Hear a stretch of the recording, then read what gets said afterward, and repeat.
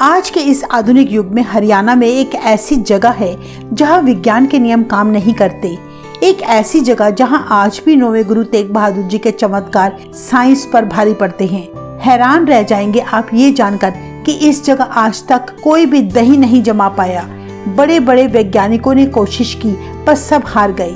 इस स्थान की खासियत इस बात से भी पता चलती है कि 10वें गुरु गोबिंद सिंह जी ज्योति जोत समाने से पहले कह गए थे कि हजूर साहिब की यात्रा तब तक अधूरी है जब तक इस स्थान पर माथा नहीं टेक लेते। आखिर क्यों गुरु तेग बहादुर जी इस स्थान पर 3 बार आए और क्यों उन्होंने इस स्थान को इतनी महत्ता दी? ये सारी घटनाएं जिस स्थान पर घटित हुई वह है गुरुद्वारा धमतान साहिब, जो हरियाणा के जींद जिले में स्थित है। तो आइए मिलकर जाने इस स्थान से जुड़े वो अनसुने इतिहास और चमत्कारों को जो आपने पहले कभी नहीं सुने होंगे। वाहे गुरु वाहे गुरु वाहे गुरु। ये बात अप्रैल 1665 की है, जब 9वें गुरु तेग बहादुर जी अपनी पहली धार्मिक यात्रा के दौरान जींद जिले में स्थित धमतान गांव में पहुंचे, जहां उन्होंने एक तालाब के किनारे रुककर विश्राम किया था। तब गुरु जी के साथ उनकी माता नानकी जी और पत्नी गुजरी जी व ढेरों संगतें भी थी। जैसे जैसे आसपास के गांव को गुरु महाराज के वहां आने की खबर मिली तो गुरु जी के दर्शनों के लिए संगतें बढ़ चढ़कर आने लगी। कहा जाता है कि संगत में एक जमींदार दग्गा चौधरी गुरु जी के दर्शन करने पहुंचा। वो गुरु जी के लिए भेंट के तौर पर दूध की गागर लाया। गुरु जी के चरणों में नमस्कार करके बोला, हे महाराज, आप दूध की ये भेंट स्वीकार करें। कहते हैं गुरु जी की नजर जैसे ही दूध पर पड़ी तो वे बोले, ये दूध हमारे काम का नहीं, ये दूध नहीं लहू है जो हमारे पीने के लिए सही नहीं, सो इस दूध को वापस ले जाएं। ऐसे वचन सुनकर दग्गा चौधरी बोला, गुरुजी, ये तो दूध है, लहू नहीं। मैं तो बड़े प्रेम से आपके लिए लाया हूँ, कृपया आप इसे स्वीकार करें। तब गुरुजी ने वचन किया, भाई दग्गो, मैं जानता हूँ तुमने अपनी भैंस को बड़ा कष्ट देकर दूध प्राप्त किया है, इसलिए मैं ये दूध स्वीकार नहीं कर सकता। गुरुजी के मुख से ऐसी बात सुनकर दग्गा चौधरी पूरी तरह घबरा गया और बोला, गुरुजी, असल में मेरी भैंस का बछड़ा कुछ दिन पहले मर गया था, सो मेरी भैंस मुझे दूध निकालने ही नहीं देती थी, इसलिए मैंने जबरदस्ती दूध निकालने के लिए भैंस की पूंछ मरोड़ी, इस तरह बड़ा कष्ट देकर दूध प्राप्त किया। तब गुरुजी बोले, तुमने बेजुबान पशु पर बड़ा जुल्म किया, उसका लहू बहाया, इसलिए तुम ये दूध वापस ले जाओ। ऐसी बात सुनकर दग्गा चौधरी को समझ आ गई कि ये तो पूरे सदगुरु हैं जो हर बात पहले से ही जानते हैं। उसने गुरुजी के पैरों पर गिरकर अपनी गलती की क्षमा मांगी। कहते हैं फिर गुरुजी ने उसे माफ कर दिया। उसके बाद दग्गा चौधरी गुरुजी की सेवा में दिन रात लग गया। उसने अपनी हवेली में गुरु तेग बहादुर जी के पूरे परिवार और संगतों को ठहराया तथा बड़े प्रेम और श्रद्धा से उनकी सेवा की। गुरु जी के धमतान गांव में आने की खबर सुनकर पोठोहार, जो स्थान पाकिस्तान में है, वहां से भी ढेरों संगतें महाराज जी के दर्शनों को आई। इतिहास में दर्ज है, धमतान के उस स्थान पर लाखों की गिनती में आसपास के इलाकों की भी संगतें दौड़ी आई।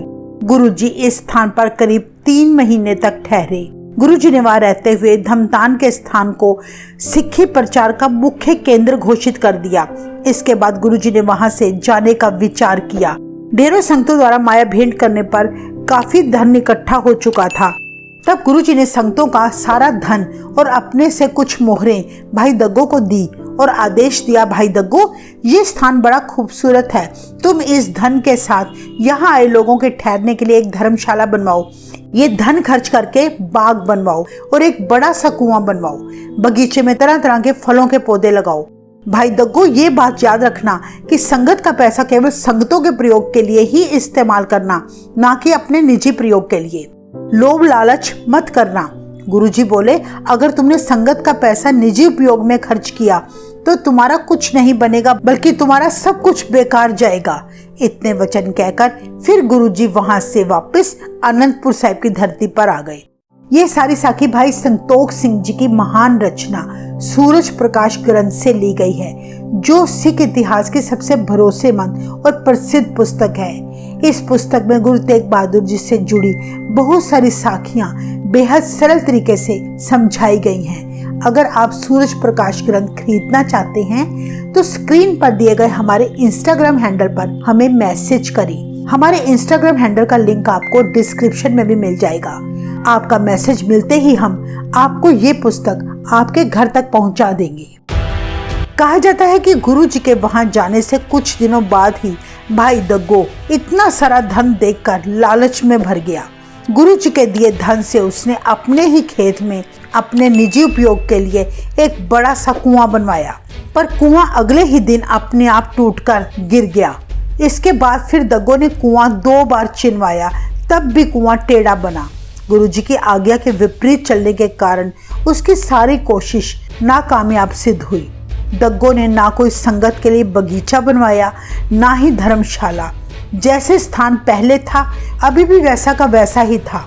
इस तरह लालचवश संगत का सारा पैसा उसने अपने परिवार के लिए खर्च कर डाला, जिसका परिणाम यह हुआ कि कुछ समय बीत जाने पर दग्गो के खेत, उसका घर, जमीन जायदाद सब कुछ बिक गया और उसका सारा परिवार खत्म हो गया। इतिहास में दर्ज है, कुछ साल बाद गुरुजी वापस जब धमतान साहिब आए, वहां का नजारा देखकर संगत से बोले, यहाँ तो ना कोई धर्मशाला बनी, ना बगीचा, ना कुआं, सब कुछ पहले जैसा ही है। हम दग्गो को माया देकर गए थे, उसके जिम्मे यहाँ की सेवा सौंप के गए थे, पर उसने तो कुछ भी नहीं बनाया, सब कुछ पहले जैसा ही है।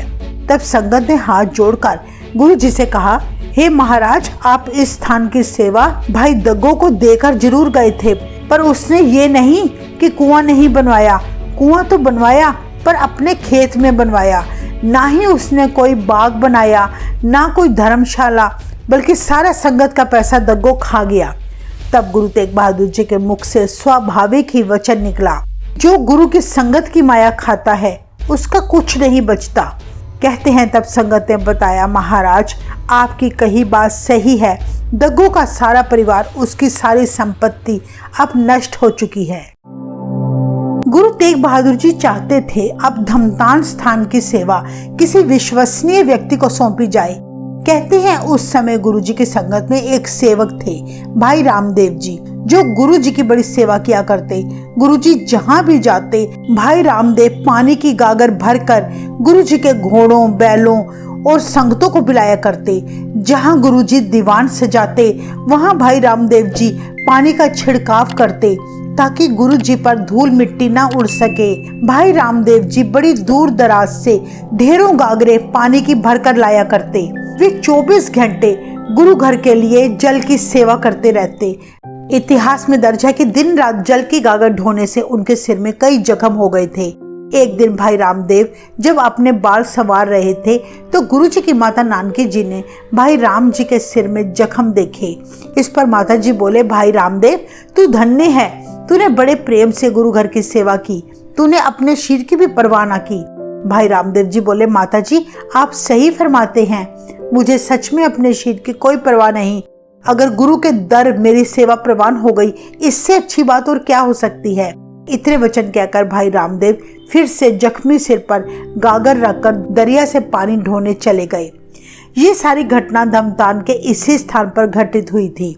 इतिहास में दर्ज है, ऐसी दशा देखकर तब माता जी से रहा न गया। उन्होंने सारी बात गुरु तेग बहादुर जी को बता दी। गुरु जी ने उसी पल भाई रामदेव को बुलाया और अपने पास बिठाकर उसके सिर से गागर उतरवाकर जख्मों पर दवा लगाई और पट्टी करते हुए बोले, भाई रामदेव, तुम जल का ऐसा छिड़काव करते हो जैसे बादलों में से मींह बरस रहा हो, सो आज से हम तुम्हें भाई मीहा कहकर पुकारेंगे।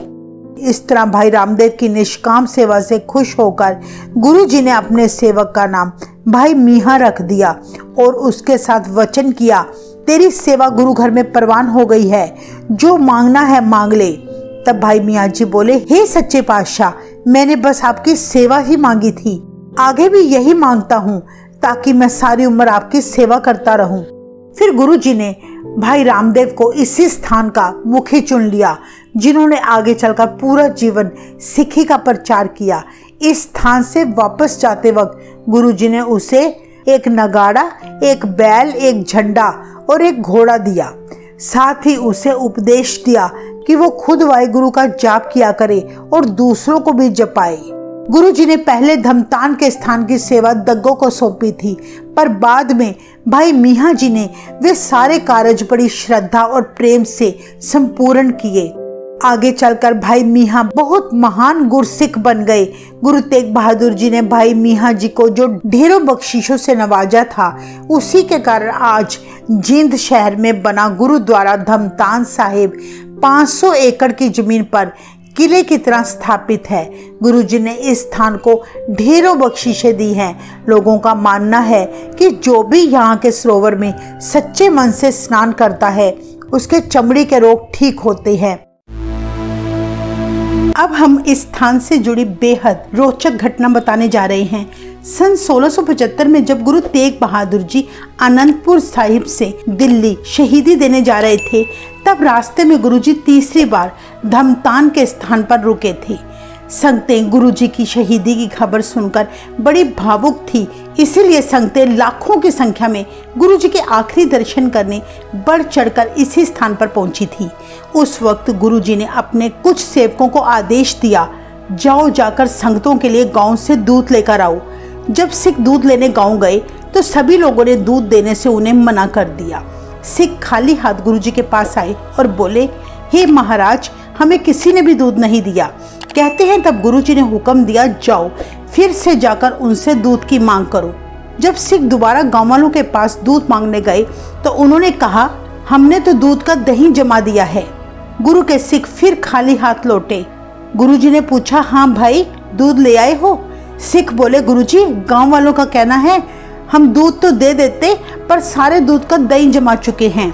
इतना सुनकर तब गुरु जी के मुख से स्वाभाविक ही वचन निकला, अगर गुरु की संगतों के लिए उनके पास दूध नहीं तो आज के बाद धमतान के इस गांव में कभी दूध नहीं जमेगा। चाहे कोई कितनी भी कोशिश कर ले, पर दूध का दही नहीं जमा सकेगा। तब गुरु जी ने यह भी कहा कि इस स्थान पर दूध की कभी कमी नहीं होगी, पर कभी दूध का दही नहीं जम सकेगा। गुरु जी के मुख से जो वचन उस वक्त निकले वो सच तो होने ही थे। कई बड़े बड़े साइंटिस्ट भी यहाँ आकर रिसर्च करके देख गए, पर दूध का दही जमाने में सभी फेल साबित हुए। इस गुरुद्वारा साहिब में लंगर में कभी दूध और लस्सी नहीं बरताए जाते। एक और बात हम आपको बता दें, अगर कोई धमतान साहिब से दूध लेकर किसी और जगह पहुंचकर उसी दूध का दही जमाने की कोशिश करे, तब भी वे दूध नहीं जमा सके। ये बात सच में कितनी हैरानीजनक है। गुरु तेग बहादुर जी की चरण छू के कारण ही गुरुद्वारा श्री धमतान साहिब सिख संगतों के लिए सर्वोच्च स्थान बन चुका है। इस पवित्र स्थान पर खास तौर से हर महीने की अमावस्या के दिन भारी तादाद में संगतें दूर दूर से पहुंचती हैं। इसके अलावा होला मोहल्ला, दशहरा, श्री गुरु तेग बहादुर जी के प्रकाश पुरब और शहीदी दिहाड़े बड़ी श्रद्धा से मनाए जाते हैं। इतिहास में दर्ज है, जब 10वें गुरु गोबिंद सिंह जी इस स्थान पर आए थे तो उन्होंने धमतान साहिब को वर देते हुए कहा कि जो कोई हजूर साहिब की यात्रा करने से पहले इस स्थान पर नतमस्तक होगा, उसकी हजूर साहिब की यात्रा सफल समझी जाएगी। यही कारण है जो संगतें तख्त श्री हजूर साहिब जाती हैं तो रास्ते में गुरुद्वारा श्री धमतान साहिब के दर्शन करके ही आगे बढ़ती हैं। गुरुद्वारा श्री धमतान साहिब में गुरु तेग बहादुर जी की सीरी साहिब उनकी यादगार में आज भी यहाँ सुरक्षित रखी गई है, जो कि गुरु गोबिंद सिंह जी ने पंजाब भेजते समय बाबा बंदा सिंह बहादुर जी को भेंट की थी। इस सीरी साहिब का हैंडल सोने और चांदी से बना हुआ है, जिसके अब आप दर्शन कर रहे हैं। गुरु तेग बहादुर जी ने धमतान साहिब को अनेकों वरदान दिए, जिसके कारण आज ये ऐतिहासिक गुरुद्वारा साहिब दुनिया भर में बेहद प्रसिद्ध है। अगर जीवन में हरियाणा आने का आपको मौका मिले तो इस पावन स्थान के दर्शन करने अवश्य आएं। हमने इस गुरुद्वारा साहिब का full address with map location description box में डाल दिया है। आपको ये वीडियो कैसी लगी? अपने विचार हमारे साथ जरूर शेयर करें। कमेंट करके ये भी बताएं आप अगली वीडियो में किस गुरुद्वारा साहिब का इतिहास जानना चाहते हैं। वाहेगुरु जी का खालसा, वाहेगुरु जी की फतेह।